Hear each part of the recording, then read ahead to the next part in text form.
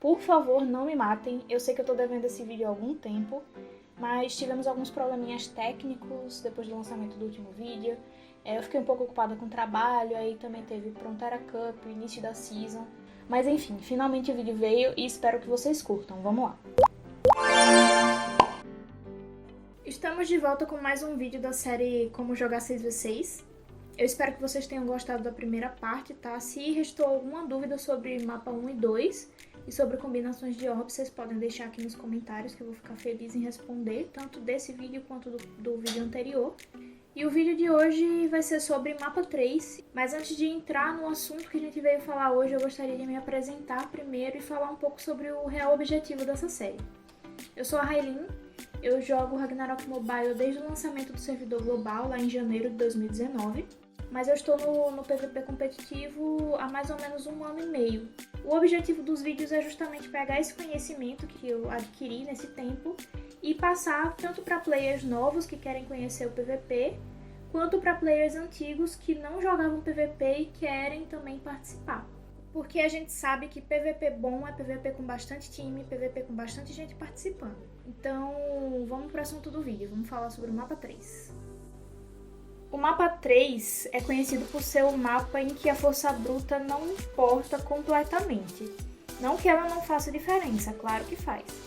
Mas a gente tem um histórico bem grande aí de times free-to-play, times um pouco mais fracos, eu diria, ganhando de times bem mais fortes somente na base da estratégia e movimentação. Por quê? Porque ele é um mapa de captura de pontos. Então, você ter força bruta para matar outro player nem sempre é a melhor estratégia que você pode ter. Às vezes você só se movimentar bem ou andar bem pelo mapa, saber as condições de captura de ponto são o suficiente. O mapa 3 ele é composto por 9 pontos. 4 pontos menores, 4 pontos médios e 1 ponto grande.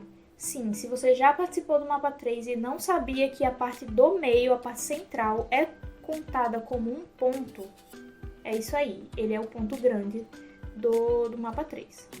Os pontos médios e pequenos, que são os laterais, né? Eles podem ser capturados numa mecânica parecida com a dos cristais da Walk. O ponto é capturado pelo time que tiver mais players ocupando o espaço.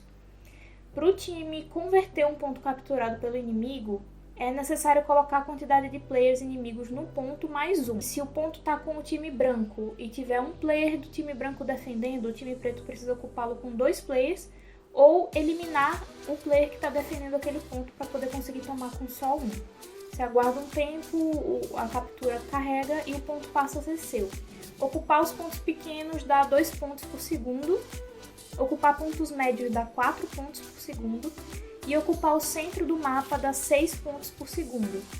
Cada kill dá 10 pontos. Como que eu capturo o centro do mapa se ele não é uma área capturável por player? Quando você domina 3 pontos em uma reta, são formadas linhas que interligam esses pontos. Para capturar a área central, você precisa formar uma dessas linhas, incluindo a área do meio. Ou seja, você precisa pegar pontos opostos do mapa para que eles tracem uma linha de 3 pontos, incluindo o meio. E aí o meio vai para a equipe que obtiver esses 3 pontos, que for dono desses 3 pontos. A linha formada só pode ser quebrada se o time inimigo dominar uma das extremidades dessa linha. E só é possível sobrepor a linha que cruza o meio, criando uma nova. Sempre que você domina 2 áreas opostas em uma reta, a área que estiver, o ponto que estiver no meio dessas 2 áreas é automaticamente convertido para o seu time. É a mesma coisa que acontece com o meio quando você domina 2 áreas opostas. O meio é convertido para sua equipe automaticamente. A diferença é que com os intermediários o time inimigo pode vir e capturar de volta. O mapa 3 também é chamado de xadrez. E ele é um dos mapas mais divertidos de jogar e mais imprevisíveis quanto ao resultado. O vídeo de hoje foi mais curto, já que as mecânicas desse mapa são bem simples. No próximo vídeo nós vamos falar sobre as skills exclusivas do 6v6 que fazem bastante diferença na gameplay. Não esqueçam de deixar seu like e se inscrever no canal e deixem qualquer dúvida nos comentários. Até mais!